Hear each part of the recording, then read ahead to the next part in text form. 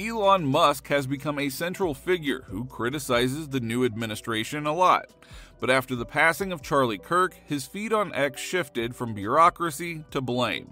Elon Musk amplified posts that called out leaders by name, including California Governor Gavin Newsom. He replied with one word, "Exactly."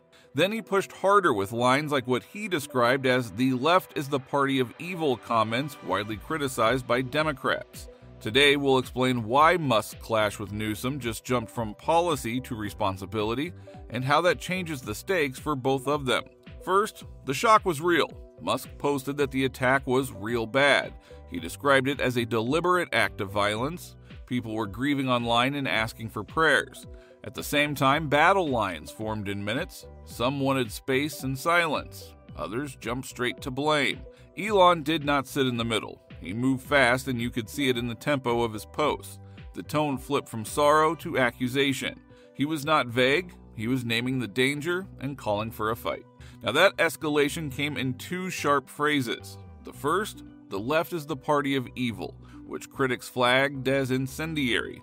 The second, "fight or else we lose," a line that Democrats argued was far too extreme in tone. Short lines travel far on social media because they are easy to repeat. According to many people on X, this was Elon saying the quiet part out loud. He was not talking about a single suspect. He was charging a culture with pushing unstable people over the edge. Now, whether you agree or not, the message was clear. This is not random. This is connected, in his view, to a climate shaped by public voices and debate. Now let's lay out how it all started. A post on X named Gavin Newsom directly in a chain about how media and political leaders create hysteria that can radicalize people. The post argued that when leaders frame opponents as monsters, someone unstable may act. Elon Musk saw that and answered with a single word, "Exactly." Now, one word can be louder than a paragraph. In the previous fight with Newsom, Elon used one word too, "insane," to torch a California EV credits plan that appeared to sideline Tesla. But now criticism is far more serious. It has moved from policy exclusion to moral blame. At the same time, Newsom condemned the murder. He called it disgusting, vile, and reprehensible.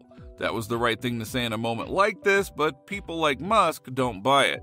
And Musk did not stop there. He continued by saying that groups and accounts were openly celebrating or justifying the killing. He resurfaced clips and comments that, in his view, normalized violence against people on the right. He said that there is a pattern. In his mind, this is not a one-off, it is a pipeline from rhetoric to action. Then he widened the frame to big tech and gaming. Elon pulled a thread about Blizzard Activision, where an employee reaction became a flashpoint. He tagged Microsoft CEO Satya Nadella and asked why this kind of speech was acceptable inside a company that sells to everyone. That tag matters. When Elon calls out a CEO by name, it isn't just a post, it's a pressure point. You could see the ripple. Employees weighed in. People debated whether corporate policies reward one set of politics and punish the other. This is Elon's larger case. Media, tech, and parts of academia reward the same narrative that he blames for the climate. He also pushed back on the data games. He challenged how some advocacy groups framed hate statistics, saying they blur lines to fit a story. He argued that schools, not just universities, have been the real incubator for this hostility. In one reply chain, when a pundit warned that things would get worse, Elon's answer was blunt: "We have to push back," or in his words, "otherwise they will come after us," a statement that critics immediately flagged as dangerous. Is that too far? Others said that is how danger sounds when you finally admit it. Again, the key is not whether you agree, the key is that Elon puts Newsom's lane inside the map he is drawing. He even fired back at celebrities who tried to pin the climate on Trump or anyone near him. When Stephen King poured blame in one direction, Elon snapped the line back and said that this was a moral inversion.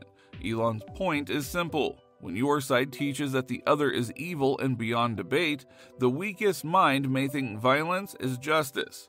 That is the arrow he shot, and he aimed it at the circle that includes Newsom. Because Newsom is not a random official. He is the most famous Democratic governor, the face of a big state, and a constant figure in national media. In the end, Musk's clash with Newsom was not just about one incident. It was about who gets to define the climate around politics, media, and technology. By pressing exactly on a chain that blamed leaders for hysteria, Musk turned a single post into a larger indictment. He did what he often does, reduce a sprawling argument into a sharp, repeatable point that made his side of the story travel far faster than Newsom's condemnation, because tempo and simplicity always win on X. And that is the real fight here. Musk is not only criticizing government inefficiency, he is drawing moral maps and assigning responsibility in public view. But either way, the effect is the same. Musk set the frame, Musk set the tempo, and once again, Musk forced the debate onto his terms.